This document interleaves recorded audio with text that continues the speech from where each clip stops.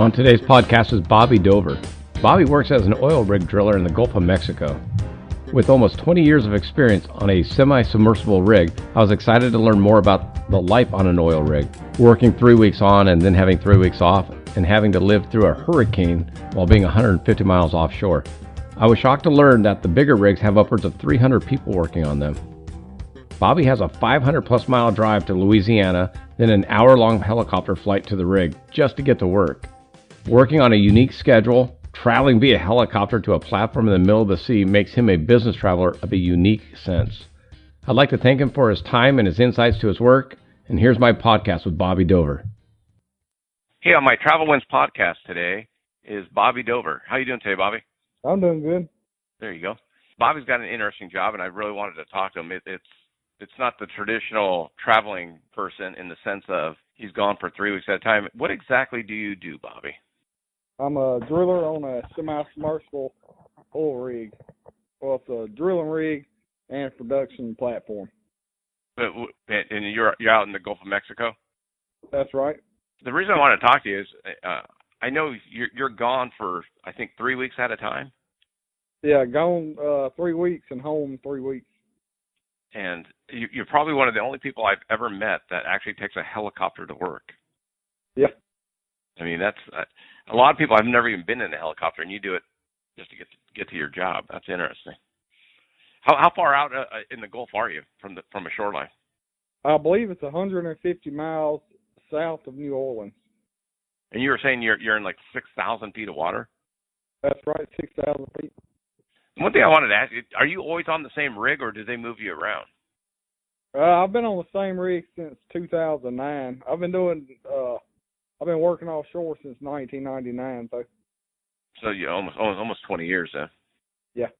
Do you like the idea that you get to go to the same rig, or is that kind of your home away when you land? Are you home? Yeah, pretty much just like home because I've been there so long. Yeah, 2009 is 9 years you've been on the same rig. Yeah. How big is that rig? It's the biggest one I've ever been on. Well, for example, like how many people are on that rig at any one time? Up to 300. I don't think a lot of people, like I drive by. We have rigs out here in California, and I've seen some of the rigs in the Gulf of Mexico, and I don't think people realize there's 300 people living on that rig at a time. Yeah. That's I guess it's equivalent like what a destroyer ship that's in the Navy or whatever. And it wouldn't be like a battleship or aircraft carrier. They got more people, but 300 people, that's a lot of people. Oh yeah. Do you see a lot of turnover, or do you see a lot of the same guys day in, day out? In the past couple of years, I guess we've seen more turnover. Okay. People coming and going just because of the industry. It's kind of like when you look at anything, like I work in the rodeo business, right? When people go to the NFR, to the National Finals Rodeo, they see the hoop and grandeur. They don't see the several hundred people behind the scenes making it all work. They just see the cowboy get up on the horse and do what he does, versus all the people in the back, all the stock contractors, all the lighting people, the production people, all the people behind the scenes. They don't see that. I think it's the same way. People look at those rigs out there and go, oh yeah, there's pumping oil. Instead of saying there's cooks, there's chefs, there's maintenance people, there's all the people that actually make you guys, the drillers, do what they do. It's just interesting to me that I'll never look at the rigs the same way. You know what I mean? Yeah. Well, I never knew what they did offshore, or never honestly knew where oil or anything came from. Never looked it up until I went to work offshore. Yeah. How did you get involved in that? A friend of mine's dad asked me if I would be interested in going to work offshore. And at the time I was trimming power lines. He told me I could start off offshore at $11.25 an hour, and I jumped at it. You were like, I'm done. I'm out. Yeah. Oh, I hear you. I think it's interesting too. Is people, I talk to young people. My daughters are just out of college, and their friends are some are younger, some are older, and I always told my daughters when they graduate college, I said, look around. I go, see all these people? They don't have it figured out either. Because talking to my girls, they were like, I don't know what I'm going to do, and I don't know what career, how I'm going to end up. And You know, all these people, they don't got it figured out either. You know, things just kind of happen, and you make the best of it. You know, Yeah. I think young people, they see, you know, you or me or somebody that's done something for 20 years and go, God, they got it figured out. And it's like everyone's still trying to figure it out. You know what I'm saying? Yeah. It's and I think it's just a misnomer that the young people, you know, even college people are like, oh, I'm going to graduate in this field and move on and just go. And all of a sudden it's like, oh, I can't find a job in that industry. Like me, I mean, if you would have told me 30 years ago that I'd be selling cowboy boots, I would have laughed at you, you know. But here I am 8 years later, loving selling cowboy boots. It's just how life kind of ends up. Hey, and everybody loves cowboy boots. Well, not everybody, but I would say not enough. I think more people need to love cowboy boots. But that's just me. That would obviously help me out. Hey, when you're gone for 3 weeks and you're married and you have children and all that, how do you balance the work-life stuff? I mean, you're gone for 3 weeks, so how do you balance that and make it work with the wife and everybody? Emails, texts, and calls. Yeah. Do you do any of the video FaceTime or anything like that? Sometimes with me and Katie, my wife, but I mean, that's pretty much it. I mean, you have Wi-Fi and all that on the rig, right? Yeah, we have Wi-Fi, but at certain times the Wi-Fi is not as good as it is at other times. It depends on how many people's off, you know, or online. Oh, I got you. Because you'll fill up the circuit so the connection gets bad. Yeah. Yeah. No, I hear you. I just thought of a question. Have you? What's the worst storm you've been when you've been on the rig? What's the worst storm you've ridden it out? I can't remember the name of the storm, but it's a hurricane in 2009 we rode out. So what was it like being on the rig? Do you feel the full effect of the hurricane, or is it just like extra windy? I believe the waves were up to 40 feet. Oh, Christ! It was it got real quick. I put it that way. Do you guys have like safety precautions? You start shutting things down just in case?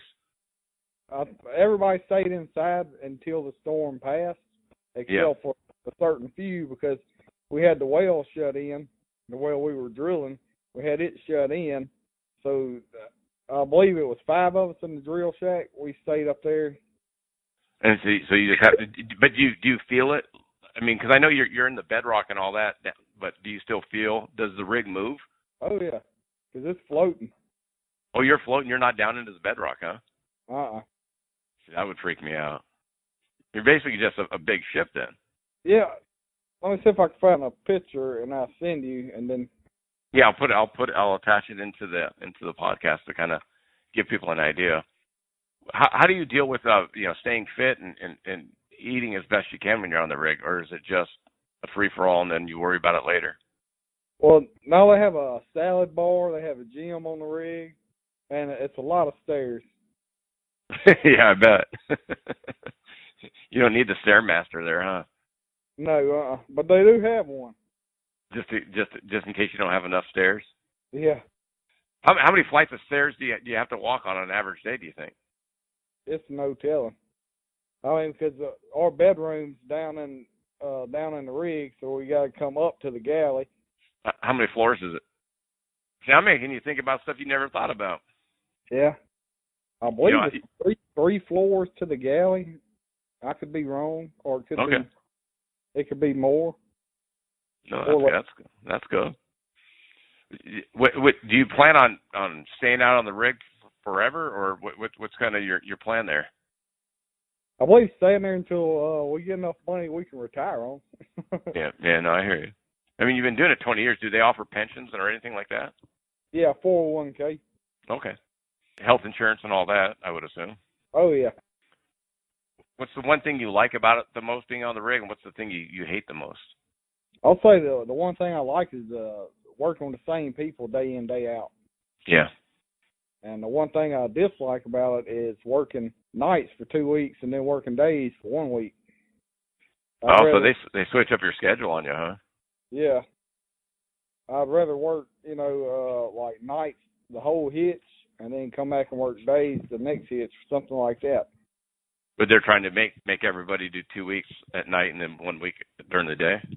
Well, not necessarily, because when we're doing 2 weeks a night, that crew does 2 weeks of days. Does 1 week a night, 2 weeks a days. Oh, I got you. And what kind of shifts are they? 8-hour, 10-hour days, or 12. 12-hour days? Yep. Every day? Or do you get... except for like short change. Like when we swapping over from working nights to days, we come on at 5:30 in the afternoon. Normally work from 6 to 6. We come on 5:30 in the afternoon and then get off at 11 at night, where the other crew comes on 11 at night, and then we come back on at 5:30 the next morning. We get off at 11:30 at night, come on 5:30 the next morning. Then we're working days from then on out. So that's rough though. Yeah.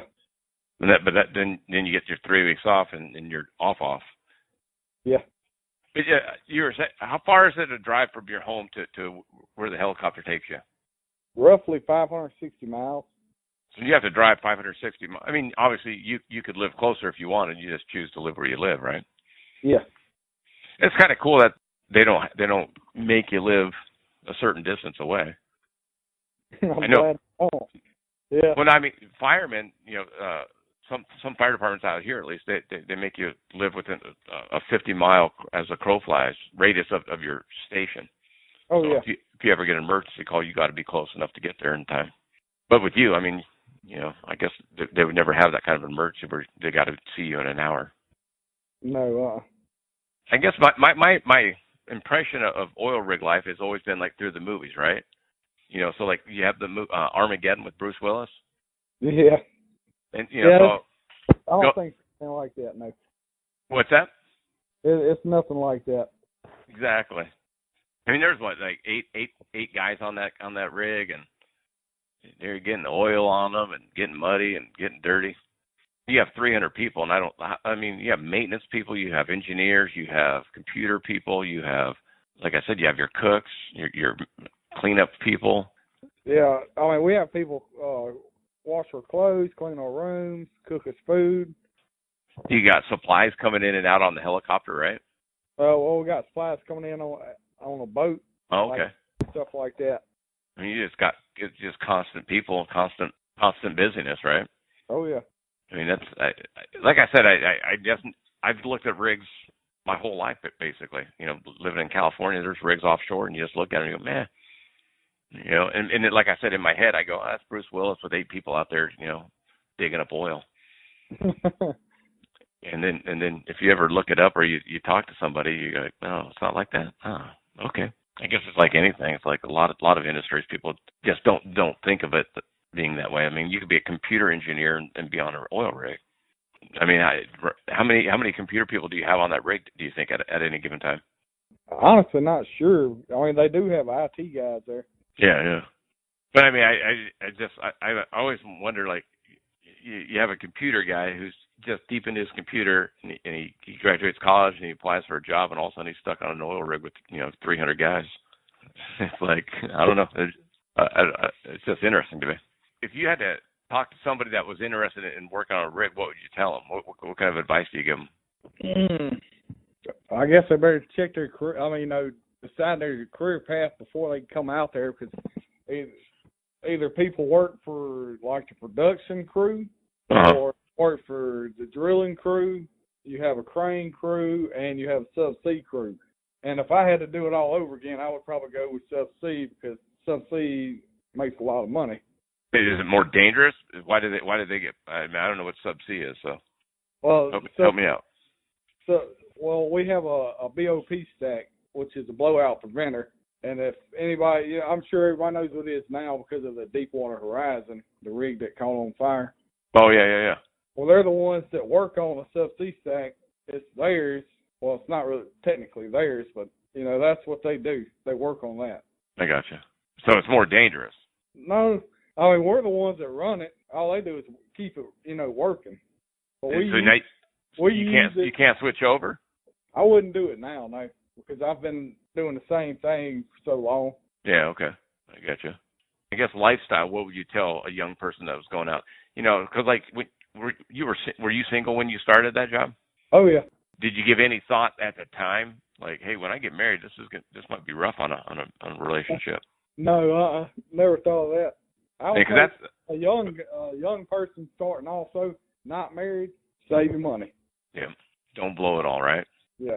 It's interesting because I have the same conversation with my daughters, and it's almost like the rite of passage. Like, you start making a couple bucks and you don't have a lot of bills yet, and you go, I'm going to spend it. And then 10, 15, 20 years later, you're like, God, why did I waste all that money on that stupid crap? Yeah.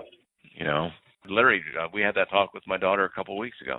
She's got a good job. She's starting to make some money, and we're like, put it away. Trust me, put it away. But just like we did, you just hope they do better than we did. Oh, yeah. That's all part. Like I was saying, that's kind of the mentoring thing, of trying to talk to the younger people about. Because I talk to young people that do what I do at being an outside sales rep. Tell them, eat better on the road. Don't drink too much when you're around, because we have company parties. The young people tend to treat company parties like it's free alcohol. And it is, except for when you start talking too much and you get a little loose in the mouth when you've been drinking. We have company parties too, and the same thing happens. Yeah, we have company parties like that too, and occasionally people have a little too much. Well, in my instance, I've literally seen people get fired because of it. They get drunk and then they start talking like they're just around their friends, and then they forget that their boss is one of the people there. Yeah. And you don't really mean it, but you're still talking shit about the company or whatever. It doesn't always go down well, and then they get reminded real quick. We've had a couple people that work for us at the rodeo that got sent home mid rodeo. Okay. And I don't know the reason behind it. One guy I was talking to, he worked for another company, and he was a rep like me. So I see him at the rodeo, and we're in Vegas for 2 weeks, so you just see him every day, And I didn't see him for a day or two, and all of a sudden I get a message at night when I go to my room, and he's like, hey, I got let go. I was sent home. And I'm like, what? It's like, I just saw you. You say or do the wrong things with the wrong people, they just send you home. And they sent him home and fired him. Yeah, he must have said the wrong thing, for sure. Well, and that's, like I said, for me, when I'm on a work trip, I'm very careful with my alcohol consumption, just because I've seen so much of that stuff, and I go, man, there's no need for me to get that drunk to lose my job. Yeah. And even though you're in Vegas, during the rodeo, there's 250,000 rodeo fans there at a time. You just never know who's standing behind you. You don't know if your boss's wife's friend is standing behind you, and you start talking. All of a sudden it gets back, and then now it's a secondhand story of what you said. You know what I mean? Oh yeah. So I always try and tell the young people, I go, look, don't blow all your money in the first week, because the rodeo's 2 weeks long, and we've had a couple guys lose all their money in the first week. Oh damn. And you're like, man. I'm like, you don't have any money? He's like, no, I don't get paid till for another week or two. And I'm like, what are you gonna do? He goes, I don't know. I'm like, oh my God. Oh well. Yeah. It's a live and learn type deal, I guess. But that's the kind of stuff what I try and do on the podcast, is just talk, hear from you. I mean, I just think it's interesting that so many of the kids see, you have money and I have money. All these people have money, but you've been doing it for 20 years. It doesn't happen overnight. You don't get to just wake up one day and have 20 years of experience under your belt. Yeah. I was just thinking, you talking about seeing people, at the rodeo blowing their money like that. Like when we come in, like a storm's coming, we evacuate the rig. They send us to hotels. I've seen people there blow their money. Just get wasted. Yeah. What if we have to go back to work the next day, You have to have your wits about yourself. Yeah. My job, when we're at the rodeo, we're literally just selling cowboy boots and jeans and shirts and stuff. It's not rocket science, but ain't no one going to die if a boot doesn't fit just right. But with what you're doing, you kind of got to be on your toes, I would think. Yeah. Well, that, and when we check in at the heliport before we get on the helicopter, they have random, drug tests. Oh, okay. And if you come in and you're wasted, then you're fired. Oh, that's no joke, then, huh? Oh, I didn't even think to ask you about that. Yeah, I would think drug testing would be super important with everything you guys do out there. I mean, not just the cooks and all that, but you know, the engineers, computer people. If you're wasted, you can kill 300 people. Yeah. How long is the helicopter ride out there? A little over an hour. Is it? That's just a trip to me that you have to take a helicopter to work. Yeah. I mean, it's not like you're flying it, but still. Well, most of the time I'm asleep on it, so it seems to go by real fast. Yeah. Well, I mean, you got what, a 500 plus mile drive, so that takes you what? 8.5 hours. Yeah, 8.5. I was gonna say almost 10. But I live in LA, so that would be 10 hours here. So I mean, you got an 8.5 hour drive, and then you got an hour flight just to get to work. That's quite a commute, buddy. Yeah. Well, when we get there, we'll work at night. So when we get there, we go to bed. Yeah. Well, it's like the firemen and all that. You know, they usually start in the morning and they'll work during the day, but then they get to go to bed or take naps or whatever. Yeah. How rough is that 8 hour drive after working 3 straight weeks going home? It's not, honestly, because I'm just excited to go home. Your third week, you're working the day shift, right? Yeah. So what time do you go to the heliport when you're done? We work days, and then our last night we knock off at 5:30 in the afternoon. The other crew comes on 5:30. We knock off. Then we come back on at 11 that night, and then get off at 5:30 in the morning. That's so the other crew can roll over the days. Right. So we're working that night too, from 11 till 5:30. So we check in at 5:30, or actually at 6. We weigh in, or actually weigh in the night before, but we go up to the helicopter waiting room, get signed in, all that. Then we can go eat breakfast, and then the chopper's usually there around 7:50 or 8 o'clock. And then you got an hour flight, and then you just drive straight home. Yep. Where do you fly in and out of? Is it like near New Orleans or? Houma, Louisiana. And then you just head north, huh? Well, yeah. That makes for a long day. You get some good sleep the next day and just kind of sleep it in, or? Oh, yeah. Yeah. Well, mainly that night I sleep. We probably go to bed early. That's probably the earliest we go to bed is that night. I'm like that with Wendy. If I'm on the road, because I drive, you know, if I'm doing my full week of driving, I come home Friday, usually late, like 8, 9, 10 o'clock at night.